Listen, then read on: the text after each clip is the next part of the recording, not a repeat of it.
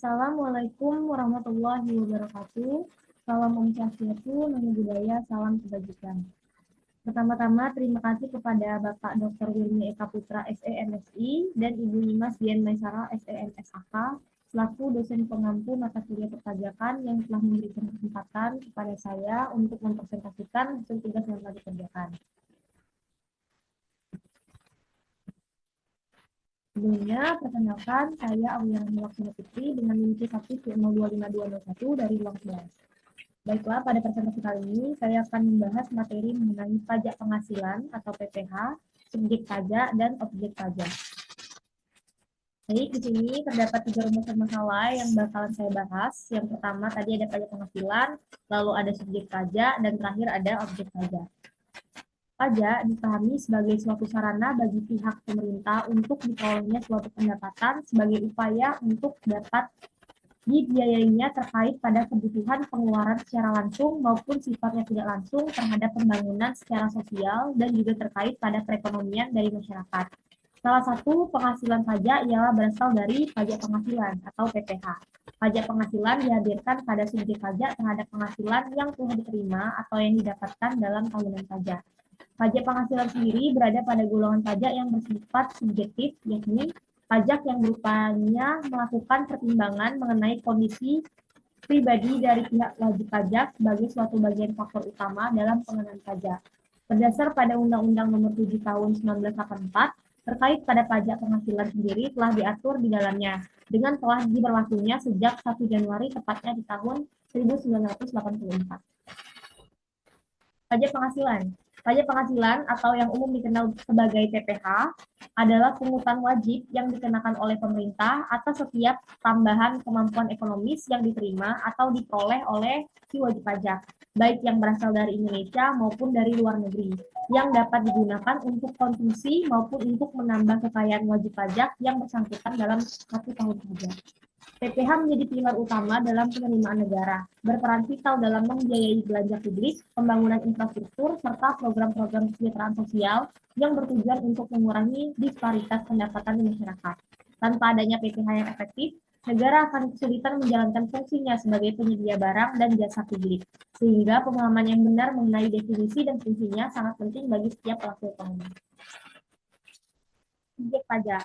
Subjek pajak penghasilan adalah segala sesuatu yang mempunyai potensi untuk memperoleh penghasilan dan menjadi sasaran untuk dikenakan pajak penghasilan. Yang menjadi subjek pajak adalah yang pertama ada orang pribadi, yaitu orang pribadi yang bertempat tinggal di Indonesia, orang pribadi yang berada di Indonesia lebih dari 183 hari dalam jangka waktu 12 bulan, atau orang pribadi yang dalam 1 tahun pajak berada di Indonesia dan mempunyai niat untuk bertempat tinggal di Indonesia. Yang kedua, warisan yang belum dibagi menjadi satu kesatuan dapat menggantikan yang berhak. Warisan yang belum terbagi yaitu sebagai satu kesatuan yang mewakili pihak yang berhak, yaitu harta peninggalan dari seseorang yang telah meninggal dunia dan belum diwariskan secara resmi, namun telah menghasilkan penghasilan, sehingga penghasilan tersebut tetap dikenakan pajak. Lalu yang ketiga, ada subjek PPH badan yang berkedudukan di Indonesia, yaitu sekumpulan orang yang melakukan usaha ataupun tidak melaksanakan usaha yang menyangkut perseroan terbatas atau PT, perseroan komanditer, dan jenis perseroan lainnya, badan usaha milik negara atau BUMN, badan usaha milik daerah atau BUMD dengan nama dan bentuk apapun. Yang terakhir, itu ada bentuk usaha tetap atau BUT sebagai suatu subjek dari pajak penghasilan perpajakan yang sama terhadap subjek pajak yang berada di wilayah badan luar negeri usaha yang dimanfaatkan oleh individu pribadi yang tidak bermukim atau bertempat tinggal di Indonesia dengan tidak lebih dari 183 hari dalam jangka waktu 1 tahun atau 12 bulan, atau badan yang diketahui tidak didirikan dan tidak berada atau berkedudukan di Indonesia yang melaksanakan aktivitasnya di Indonesia. Objek pajak. Objek pajak adalah penghasilan yang diterima atau diperoleh wajib pajak baik berasal dari Indonesia maupun dari luar Indonesia, baik dari dalam negeri atau luar negeri, dengan nama dan dalam bentuk apapun. Yang menjadi objek pajak adalah penghasilan, yaitu setiap tambahan kemampuan ekonomis yang diterima atau diperoleh wajib pajak, baik yang berasal dari Indonesia maupun dari luar Indonesia, yang dapat dipakai untuk konsumsi atau untuk menambah kekayaan wajib pajak yang bersangkutan, dengan nama dan dalam bentuk apapun. Objek pajak, isinya termasuk ke dalam objek pajak. Yang pertama ada penggantian atau imbalan. Yang kedua ada hadiah dari undian atau pekerjaan atau penghargaan. Yang ketiga laba usaha. Yang keempat keuntungan karena penjualan atau karena pengalian harta. Yang kelima ada penerimaan kembali pembayaran pajak yang telah dibebankan sebagai biaya dan pembayaran tambahan pengembalian pajak.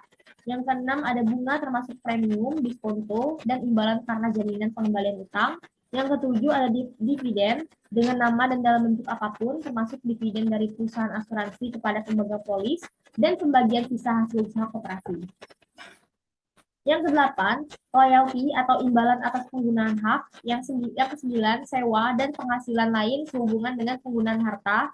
Yang ke-10, penerimaan atau perolehan pembayaran berkala. Yang 11, keuntungan karena pembebasan utang. Yang ke-12, keuntungan selisih kurs mata uang asing. Yang ke-13, selisih lebih karena penilaian kembali aktiva. Yang ke-14, premi asuransi. Yang ke-15, iuran yang diterima tambahan kekayaan itu yang berasal dari penghasilan yang belum dikenakan pajak. Yang ke-16, penghasilan dari usaha berbasis syariah. Yang ke-17, imbalan bunga. Dan yang ke-18, surplus Bank Indonesia.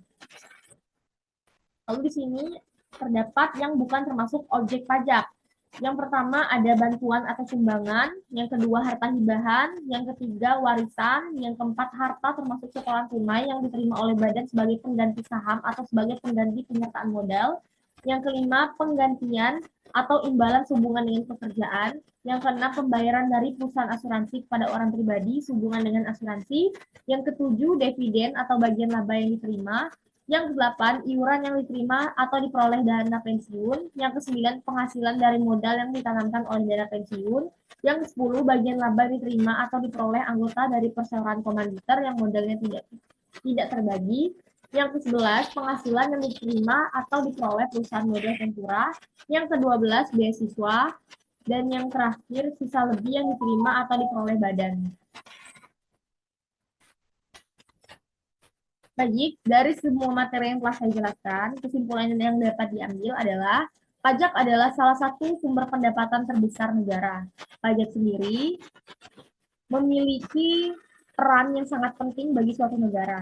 Pajak penghasilan atau PPh adalah pajak yang dikenakan atas penghasilan yang diperoleh oleh subjek pajak. Subjek pajak dapat berupa individu, badan usaha, atau entitas hukum lainnya yang memperoleh penghasilan.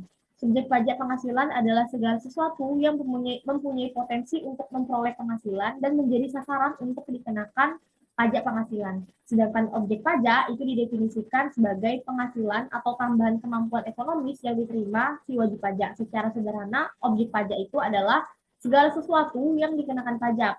Objek pajak adalah penghasilan yang menjadi dasar untuk dikenakan pajak penghasilan, seperti penghasilan dari pekerjaan, usaha, investasi, atau bentuk penghasilan lainnya. PPh atau pajak penghasilan memiliki peran penting dalam mengumpulkan pendapatan bagi negara untuk membiayai berbagai program dan kegiatan pembangunan. Proses penerapan PPh itu melibatkan perhitungan, pemotongan, pelaporan, dan pembayaran kepada otoritas pajak sesuai dengan ketentuan yang berlaku di suatu negara. Baiklah, itu saja materi yang dapat saya sampaikan. Mohon maaf apabila ada salah kata, baik yang disengaja maupun tidak sengaja. Terima kasih atas perhatian dan kesempatan yang telah diberikan kepada saya. Saya akhiri. Wassalamualaikum warahmatullahi wabarakatuh.